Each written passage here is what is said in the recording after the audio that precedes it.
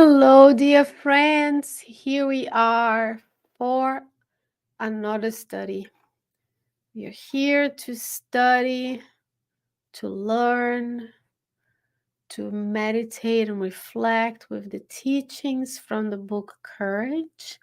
We are courageous to be here this morning. And today's chapter is chapter 48 that Emmanuel titled The Difficult Time. So, what do we do when difficult times come? Remember, we are in the world of trials and expiations. So we are going to experience at times some difficulties. So let's learn and try and meditate on how to undergo these difficult times. Emmanuel says, the spiritual friends help the incarnate fellows always and everywhere. Such a help, above all, comes indirectly and through inspiration. The service of goodness towards one's neighbor is, for all of them, an essential issue, making a fraternal contact as a means for a link. You will bear some arduous tasks with patience. By doing so, the messengers from superior life will give you an expected support through those who benefit from your efforts. You will give your contribution in a non-profitable work or in charitable ones in favor of the needy. By doing so, you receive hope and joy from those who are close to you. You visit the sick ones, and by doing so, your ideas may be renewed. You will help the unfortunate ones, and through them, who are linked to the trials of life, they will give you goodness and friendship. You will help an unprotected child by by motivating everyone who is interested in his or her well-being. By doing so, unexpected support may cross your pathway. You will forgive offenses, and by doing so, the beneficiaries of your generosity and tolerance will surprise you with their support and blessings, thus enriching your hours. Therefore, remain serving in the task that is due to you, and the Lord's messengers will always finding a way to give you support and cooperation. Sometimes, however, the authors of life also have a difficult time. This is when the worker allows him or herself to be enveloped by discouragement. He or she disturbs the process of interchange, and it consequently collapses. As the will loses strength, the worker then falls into laziness. Laziness, however it may be, closes all channels of help, thus establishing a spiritual desert. And here we are, the difficult time. So, this message, as you can see, shows to you and I the many ways the spiritual exchange occurs when we are engaged in the works of good. So he says, the spiritual friends help incarnate fellows always and everywhere. So they are there, dear friends, right now with you today at this moment, which is what we have. Such help, how does it come? Indirectly and through inspiration. So we are going somewhere, we have an idea, we are inspired to call someone to do something, to reach out. That doesn't mean you're not going to see and interact with the spirits in a more extensive manner, but it says indirectly through inspiration.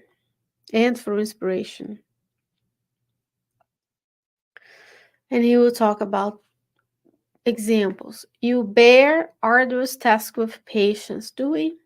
We hope we do. We will experience trials and arduous tasks, hopefully with patience.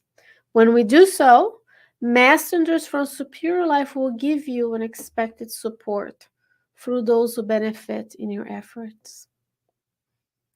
You give contributions to non-profitable work and charitable ones, for example, your spiritual center, in favor of the needy, the food bank, the homeless shelter, the orphanage, whatever it's your interest, the animal shelter. By doing so, you receive hope and joy from those who are close to you. You visit sick ones. So, have you ever thought about doing works in hospitals with those who are sick and assisted livings, nursing homes? It says your ideas may be renewed. When we go to a place of assisted living, which we used to do here at the Spirit Society of Richmond, now we volunteer at the food bank and or, right? We put ourselves in perspective. We see people who have different needs. We meet them where they are. We also take the effort and the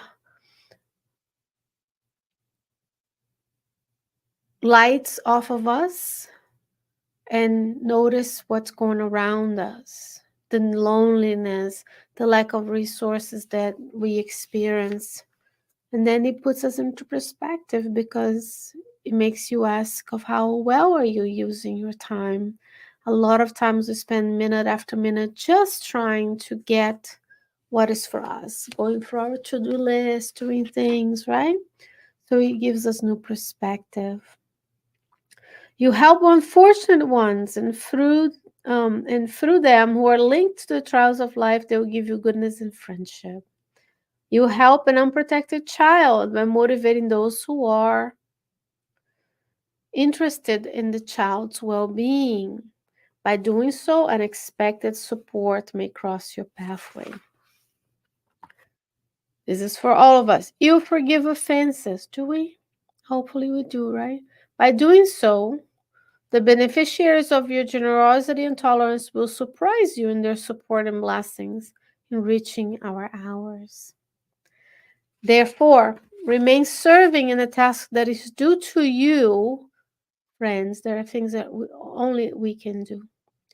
I am not where you are, you're not where I am. So in Richmond, where I am, there's things that I have to do. There are things that my family has to do. There are things that the Spiritist members here have to do. That is them to do. If we remain serving in those tasks, the Lord's messengers will always find a way to give us support and cooperation. So it's up to us to open our channels and our minds to know that they are there helping us, our spirit mentors, our guides, our supporting spirits, our familiar spirits, those who are connected to us because they like the teaching, they like the work, they support the cause of feeding the hungry or helping the homeless, whatever the activity is. The Lord's messengers are trying to find ways to help us. So we need to be good vessels for that help to reach those who are in need. I'm not saying we do so that we can receive, but Amino was telling us that when we do, eventually we'll receive. So it's not quid pro quo, right? So we do it and do it and do it. And when we need support, then the support will be there to assist us.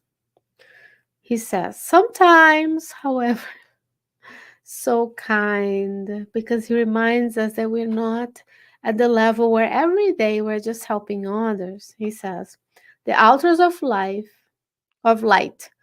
may also have a difficult time. So these messengers of God, those spirits who are there waiting to help us help others, have a difficult time. So how do we give them a difficult time? He says, the workers allow themselves to be enveloped by discouragement. And we say, oh, but who am I to do the spiritual work where I am? Oh, my city doesn't have a center. And who am I to start one? You, yeah. There's no spirit center in your area? Start one. Don't envision that you're going to have start today and tomorrow you're going to have a beautiful headquarters full of 100 people. You don't want that. What you want is a gospel at home study. Invite close friends, tell people, and start alone, quote unquote, in the physical realm. God put you there with this knowledge for you to do the good in your area. So he says, but when we're enveloped in discouragement, because in the first few times you're going to do the gospel at home by yourself.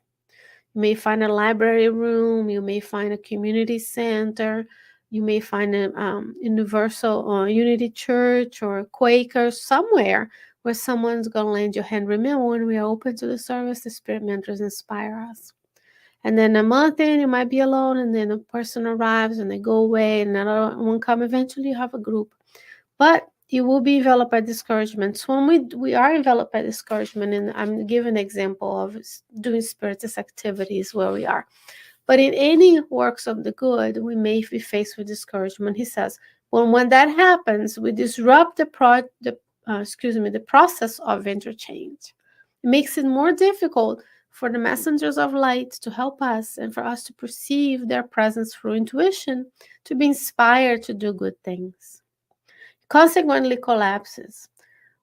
As the will, our will loses strength, the worker then fall into laziness, and we're like, oh no, why would I go to the center on Sunday? Why would I do this at night when I'm tired? And he says here, laziness, whatever it may be, closes all channels of help, establishing spiritual deserts. So if we want it to be this fertile soil of spiritual growth, not a spiritual desert, we need to serve. We need to take one day a week, one day a month to do something for others. Take away the light and the focus on us and take ourselves away. There's so much need in our communities. We need to also teach the young ones that it's not all about them. There are others in their community who need them, who could benefit from their presence and liveliness and do the works of the good together. So let's promote this field of spiritual exchange with the beautiful messengers of light that are helping us each and every day, always. Always. You're never alone. You're here, connected to Azakardec Radio, connected to your spirit mentors, to your friends, to your family. We're never alone. In both realms of life, this is interchange. So when we're not able to be a vessel to the spirits of light to spread the good, we make ourselves susceptible to connecting with forces of lower nature. So who are we going to choose? The workers of light. Is it going to be automatically that 100% of the time we're connected with them? No, because we're learning. But practice, repetition. Practice, effort, repetition. Effort and repetition, as André Luiz says in the book Evolution to Worlds. So let's start today building these habits of growth, sowing the seeds of love wherever we are, serving and feeling the loving presence of the mentors and guides of your reincarnatory plan with you in your city, wherever you are in the world. Dear friends, God willing, we'll continue this interchange, this exchange of ideas between us and our mentors who are here with us. Until then, God willing, I'll be back with you next week. Until then, stay well, stay safe, and I'll see you soon. Bye bye.